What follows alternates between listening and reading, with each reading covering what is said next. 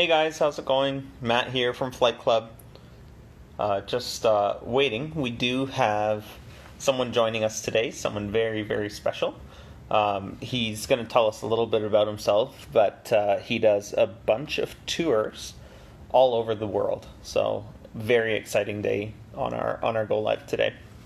Just like to give a huge shout out to Merritt Airport and to Tourism Merritt. You guys have some awesome pictures on your page, and we had a great time today. I know Asan is still driving back home, so we don't do the usual week hair comparisons, see who's gotten a haircut or who's got better hair. But he had a great time today at the fly-in, and I know he handed out a lot of swag. So yeah, it's gonna be a good go live. The swag that we posted, just let us know. Do you guys think we should sell it? I know we give it out at a lot of events, but like if we don't see you guys, then how do you get it? Let us know. We can post keychains up on our like Facebook store or maybe even on our website, and you guys can just buy them if you do want them. I mean, they are pretty cool. It's Flight Club on one side and Remove Before Flight on the other side. Um, yeah, so it's been a busy week. We were talking to a bunch of airplane owners, a bunch of different pilots. We kind of changed up our system a little bit, where we are starting to call all the pilots that send us their information just to figure out exactly what they want and how we can help them on their pilot journey. Air Safari guy, thank you so much for joining us, Claire. If you just request to go live with us, we can start our conversation. Super excited to learn all about what you do, and yeah, just tell us about everything that you do and what you organize and how you do it. Hopefully, Claire can connect here. Perfect.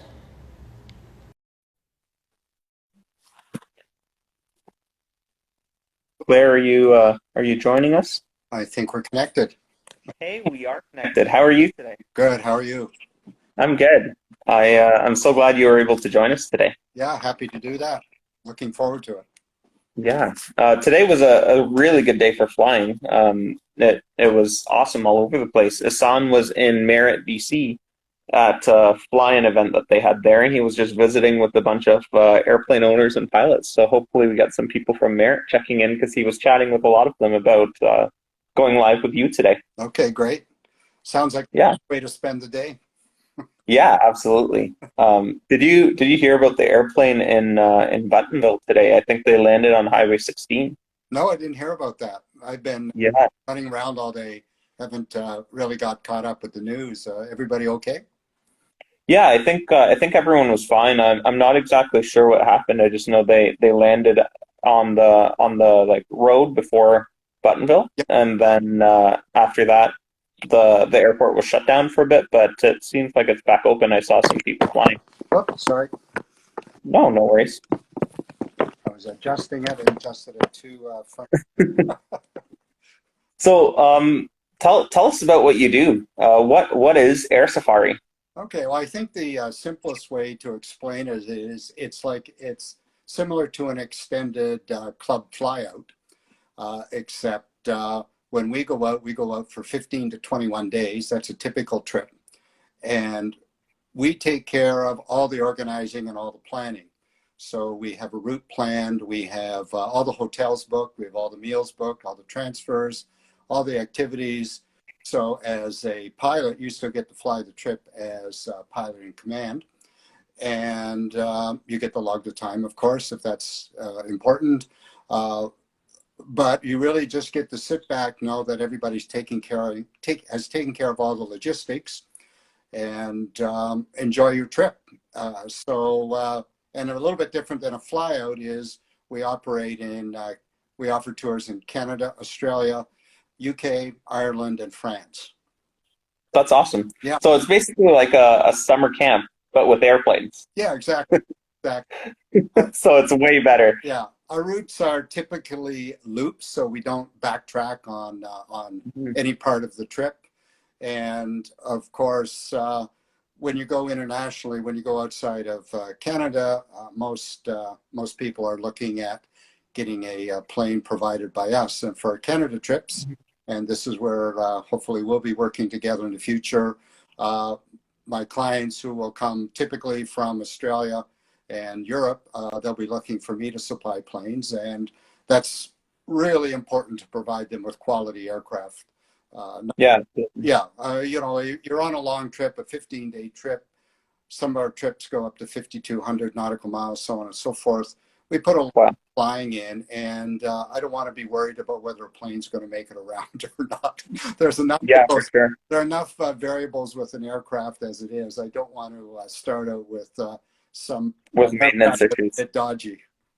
For sure.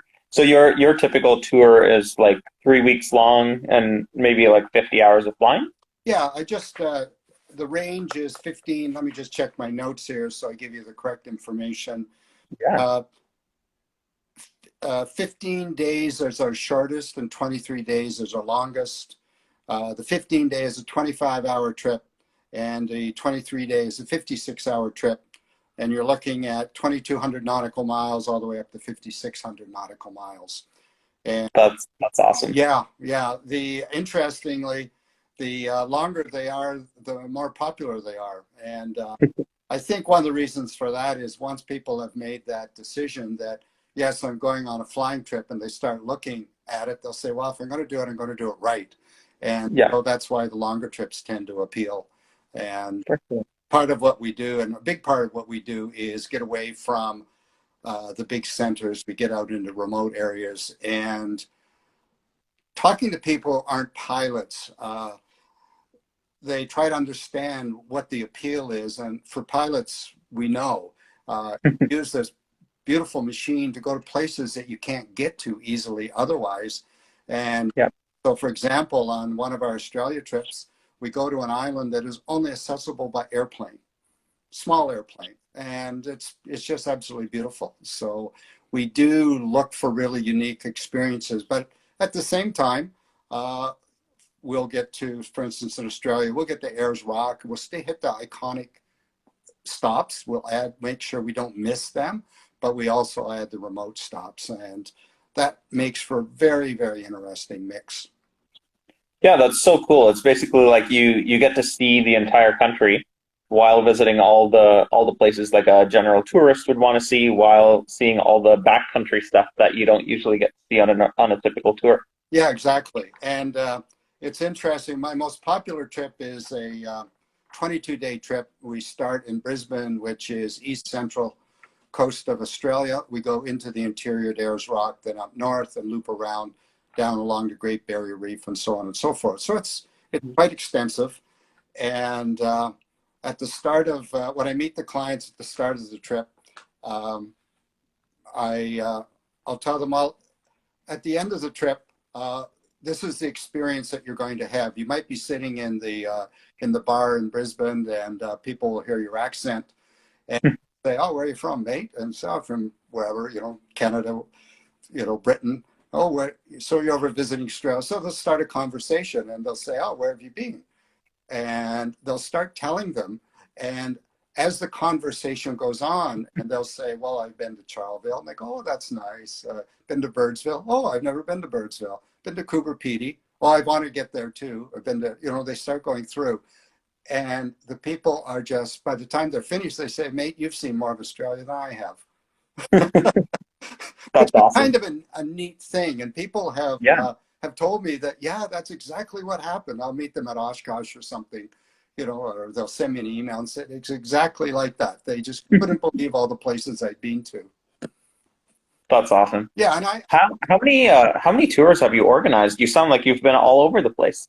well, all over the place is a big area, but I've been to pretty much every corner of Australia. There is a part in the center that I really want to get to, and the reason I haven't been there is basically there's nothing there. It's called the Great Sandy Desert, and I just want to go there because it'd be cool. So there's not much there, but I love remote terrain.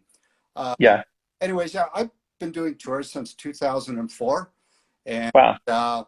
we had a bit of a slowdown during the economic downturn in 2008, and with COVID Mhm.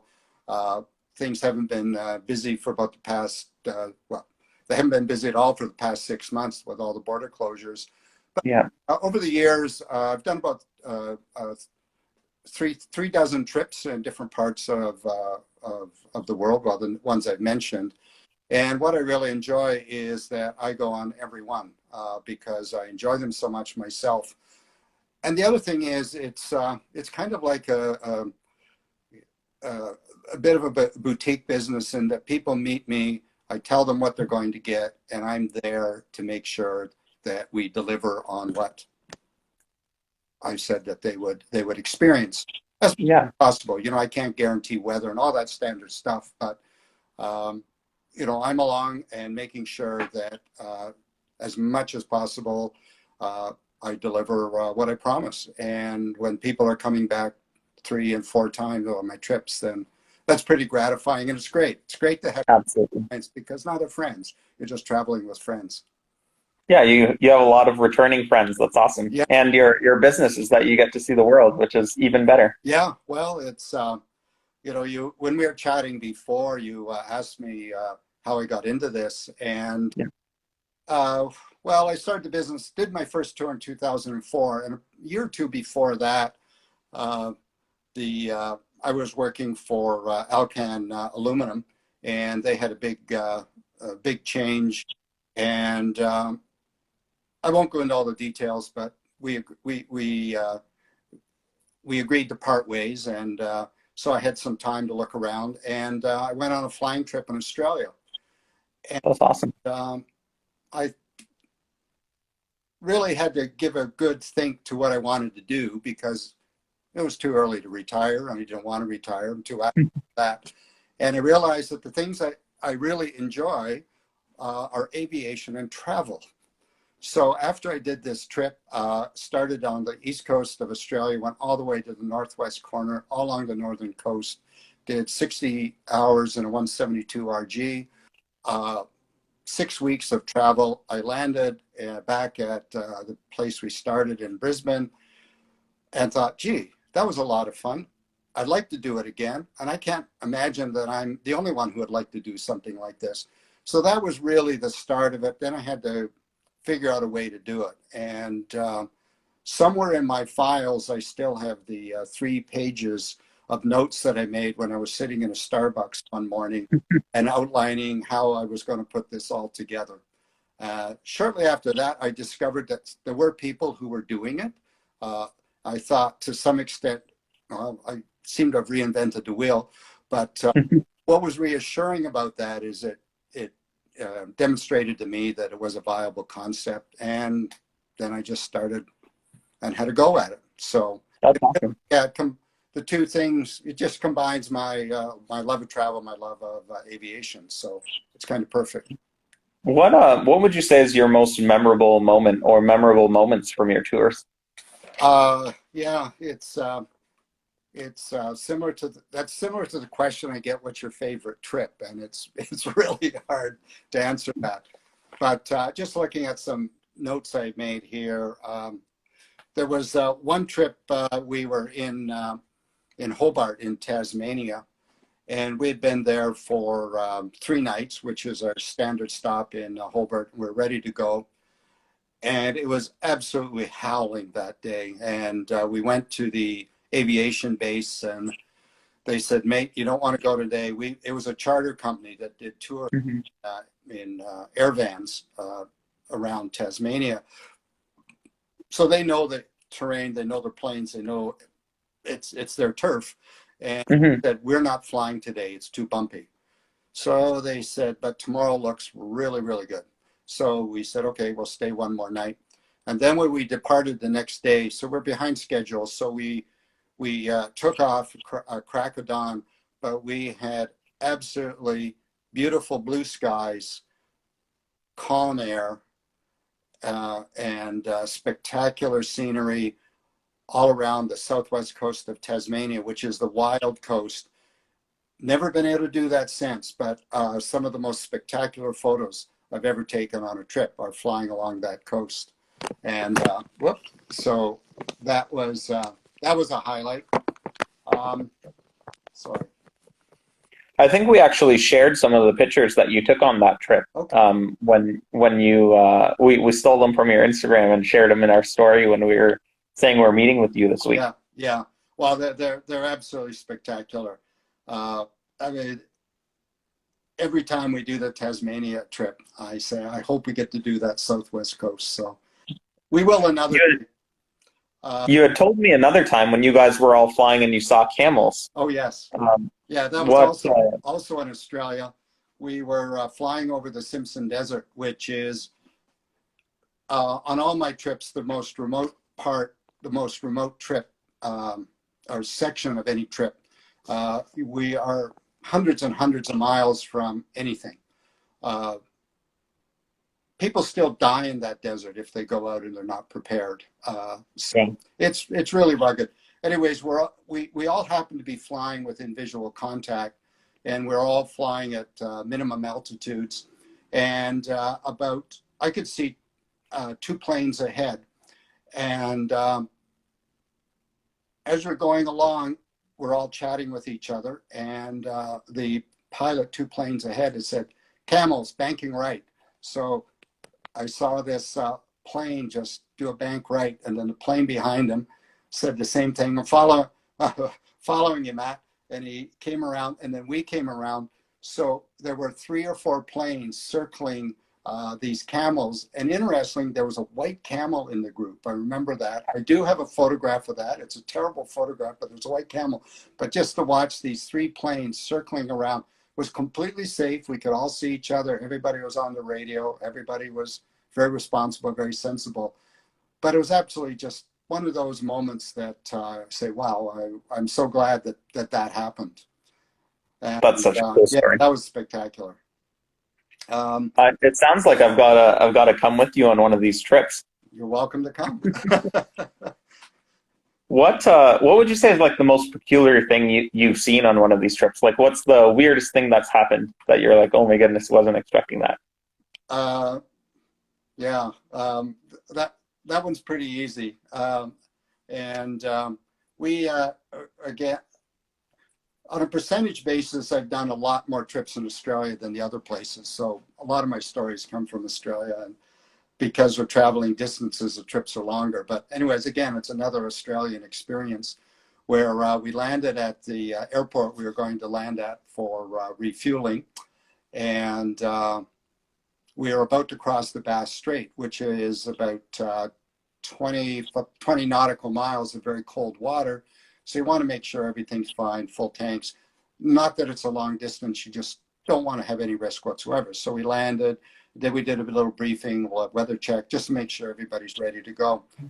And I run enough tours when people are walking up to me to chat, it looks different than when people are walking up to me and there's an issue. And this guy, John, started coming up to me, and I thought, okay, what's going, I knew something was wrong.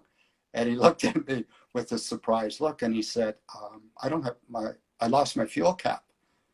And I said, oh no. What do you mean you lost your fuel cap? We just landed. We've been flying for an hour and a half to 2 hours in 172s. And it's Australia. It was hot. So any fuel would have been sucked out in minutes out of a 172 if the fuel cap was off. And he said, what do you mean you lost the fuel cap? He said, it's not there. I went to put my fuel in and the fuel cap was gone. So did you put it on? I mean, the answer had to be yes. And this is, you spend 5 or 10 minutes with this guy and you know that he knows his stuff, solid pilot, IFR, lots of experience. He said, it was secure. I know it was secure. Anyways, we thought, well, maybe it came off on the landing somehow. So we drive up and down the airstrip trying to find his fuel cap. Couldn't find it. You can't linger on the airstrip too long. Planes want to land. Anyways, so now we are about to cross Bass Strait, and we have a plane without a fuel cap. So God bless them. There was one guy there who saw our predicament, and we had found a fuel cap an hour and a half away at another airport. And he said, look, that plane's coming in. I'll get the fuel cap from them. You can have my fuel cap so you guys can carry on. But That's I mean, awesome. it's absolutely bizarre. Like, how can a plane land and not have a fuel cap after it's been flying for 2 hours? Yeah. I see John at Oshkosh quite often, and we still talk about it. Say, what could have happened to that fuel cap? But it's also amazing, like how close the aviation community is, where like if something happens, people just pull together and make it work. Oh yeah, for sure. And there was another incident on one trip where we were in New South Wales, which is southeast part of the country for people who aren't familiar with the States in Australia. And we had an aircraft issue, and the airport we were going to, according to the documentation, had a shop where we could get some maintenance done. And I tried to reach them en route, and then I discovered that, in fact, they'd closed 6 months before. So we had an aircraft with trouble. And I was making phone calls from the air. I was operating, I was on the internet in the air. I was really, really busy. And between then and that evening, I had 5 mechanics in that region who, none of whom I knew before, who are doing everything they could to help us out in terms of, well, have a mechanic there, or if you can get there, here's another thing you can try. And it was absolutely fantastic. And we got it sorted out. And it was just spectacular to see that support for somebody who they didn't know. And so I wasn't surprised, but I was still very impressed. It's reassuring to know that there's that level of support. Absolutely. What are your safety standards that you have? Like I know you talked a little bit about a bunch of the pilots that you bring on, and that they're all like fairly experienced pilots. Typically, most of them have their own airplanes back home. But what sort of safety standards do you look for when you're setting up a trip? Well, we certainly will look at the hours. That's indicative, but as people know, that's not the be all. Just people who have few hours can be excellent pilot, and people who have more hours can be, not as excellent because of the decisions that they make. So we, for people wanting to come on the tour, the bottom line, first of all, is they have to be able to pass a check ride in the country where we're going to fly. So I cannot control that. So the first thing is that I make it very clear that it's their responsibility to pass the check ride in the country where we arrive. Now, if they need extra time, we'll do what we can, or if they're not sure, if they want to come early. 99% of the time, people, I would say 90% of the time, people pass the check ride on the first go. And these check rides are not tests. What the check pilot is looking for is comfort and familiarity, because quite often people are flying 172s or PA-28s, and they might not have flown a 172 for 5, 10, 15 years. So familiarization is important. So I do ask everybody to get a check ride in an aircraft that's similar to what they'll be flying before they leave home. Then when they arrive, it's a refresher. And the check pilots know that these people know how to fly. They're just looking for, as I said, comfort. They also use it as an opportunity to familiarize them. So familiar with departure procedures. After that, just make a couple of points. We have a lead pilot on the trip, and this lead pilot has a very important role because the lead pilot will give briefings every day. So everybody's always flying with a briefing from somebody who knows the route, knows the area very, very well. Typically, my lead pilots are retired or semi-retired. I think my most junior lead pilot is 6,000 hours. My most experienced has 23,000. Actually, stop Wow. counting. You know, so they know their stuff. Um, oh, you did the same thing. I did. I did. Yeah. So the lead pilot is there. That provides a level of security and safety. When we're in the air, if we run into some dodgy weather, the lead pilot will make the call on what we do. They know the best options. It's flying in a country where you're not familiar with the weather patterns opens, I guess what, yeah, when you're flying in a different country, the weather patterns are different than home. And having a lead pilot there who is familiar with the weather patterns, they can look at the weather and say, I don't like the looks of this. Whereas we might look at it and say, looks fine. And vice versa. We might say it looks terrible in the lead pilot because they know how the weather develops. Will say, no, it'll be fine. This is what we're going to do. Now, the final step to make sure that we have a safe operation is when we're sitting down doing a briefing. And if the weather is terrible, there's no decision. We stay on the ground. If the weather is great, we go. It's that in between. And so what we do there is we have a briefing, not only with the pilots, with the passengers. We'll discuss the weather. We'll discuss the options.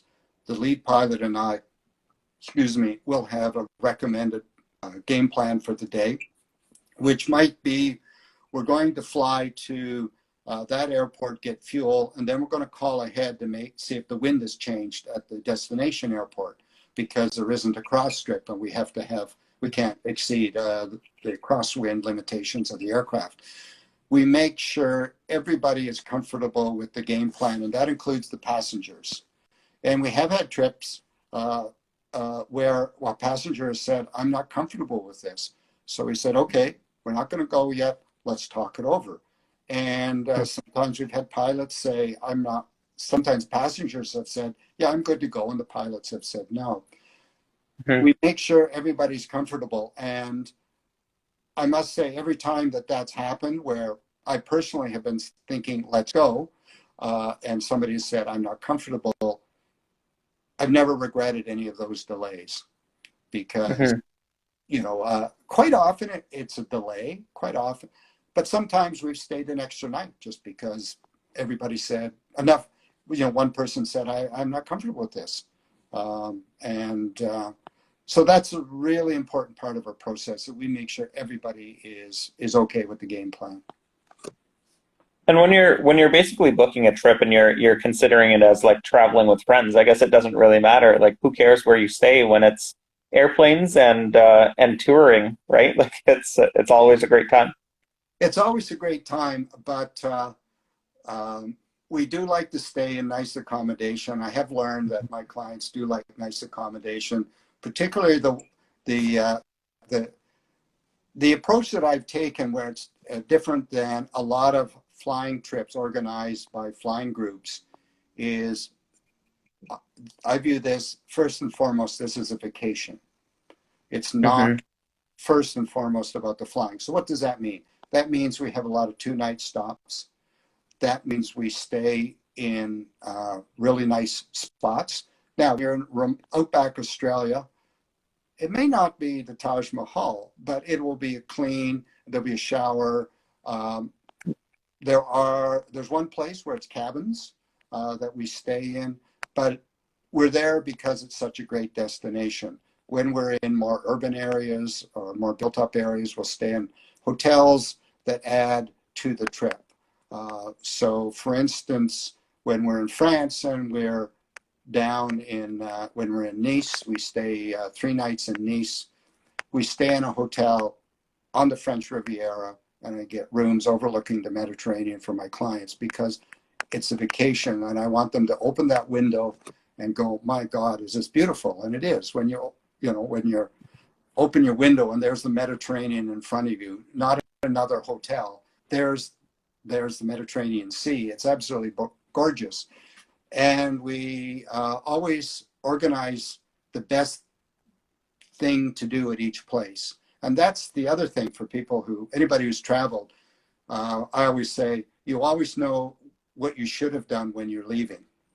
Now, Yeah. you may have done that, or you may have missed it. So that's part of what we provide is when we arrive somewhere, we have picked the best things to do at those places in combination with the rest of the trip. And we make sure that we don't have a repeat. So for instance, on a trip, if we go to if we have a wine tour in France, we don't have 3 or 4 more because this isn't a wine trip. Somewhere else we'll do something different, but we'll pick a good spot to have a wine tour. Or we'll have a boat tour somewhere, or we'll go for a hike to a beautiful area. And I really, a lot of places we go to where we have a full day, particularly in Europe, we'll have a half-day walking tour so people can get their bearings, get the highlights, get the history, and then they've got the afternoon on their own. So that's the other thing, balancing free time with active time, because people do want time to have their own schedule and do what appeals to them. It may be just relaxing by the pool, or it may be going out and doing something else. So Absolutely. so the pacing is that this is a vacation, but because we're flying, we still can cover a lot of ground, see a lot of really cool things, and not feel rushed about it. Awesome. Now, your trip sounds absolutely amazing, and we do have a lot of pilots here in Canada. As you know, we just started out here in Canada, and eventually we're looking to go global. But could we bug you to maybe organize us a weekend trip, or like something local where we could do something, maybe just like 2 days, where we'd fly somewhere and just have a great time. Sure, that would be great. That would Awesome. I mean, that what this is all. I mean, the other thing that what my trips are all about, and what you're talking about, is giving people a great place to fly to, and we this license that we have, which gives us such a great privilege and opportunity to do some amazing things with, then we should take advantage of it while we can, because sooner or later everybody loses their license for whatever reason. And that's, I mean, I don't want to be morose about it, but I go to Oshkosh every year. I've had a booth there for 12 years now, I think. And every year somebody comes up and talks about how they kept putting off doing a big trip, similar to what I offer, and they lost their license. And, Oh man. yeah, so it's something to remember and take advantage of. So we definitely do it while you can. Yeah, well, and but a lot of people are really busy. So this is where our full service package, for lack of a better term, our all-inclusive package, where we take care of all that. All they have to do is show up and everything's taken care of, which is really attractive to a lot of people. Awesome. Well, Claire, thank you so much for joining us and for sharing your business with us. I had never heard of you until you reached out, but I'm so glad that you did. Your trips look absolutely amazing. Guys, if you're watching this, follow his Instagram. It's Air Safari Guy. I'll post the link in our Instagram live here, just so you can see some of his pictures. It's absolutely amazing. Like the pictures he has are stunning. I'm sure, Claire, you'd be happy to answer any questions if you do get some, but like, follow him, like him, comment on his stuff, because I absolutely love his pictures. Claire, do you have anything else you'd like to share with us? Let me just see, was there anything else here that I wanted to no, I mean, I think just if anybody has any questions, just send them along. I'd love to have you all on the trip. Guys, we'll host a poll and see if anyone would be interested in doing like a fly-in weekend somewhere. Obviously not going to be right now just due to COVID, but Claire's local here in Toronto as well, so it's easier for us to all meet up somewhere. I know typically your trips in Canada leave from Waterloo, but just depending on who's coming and where we're going, we could figure out a place. Well, But let's keep in touch there, and we can try and plan something for like the spring. Sure. I just one thing popped into mind. We had talked about this before, and people are asking about paperwork. Hmm. The depending on where you're going, the paperwork can be lengthy in Australia in particular. So it's not something that you want to be looking at kind of at the last minute, because it would be really a shame to not be able to join because the paperwork cycle is too long. So, For but sure. all those details I can answer by email. So there is some paperwork, but that's part of what we do. We guide you through it and make sure that you're good to go by the time you arrive. Awesome. Well, Okay. Claire, thank you so much. I don't think we have any more questions for you, but we'll definitely keep in touch. Okay, great. Good talking with you, and look forward to continuing to work with you. Awesome. Bye for now, Claire. Thank you. Take care. Bye now.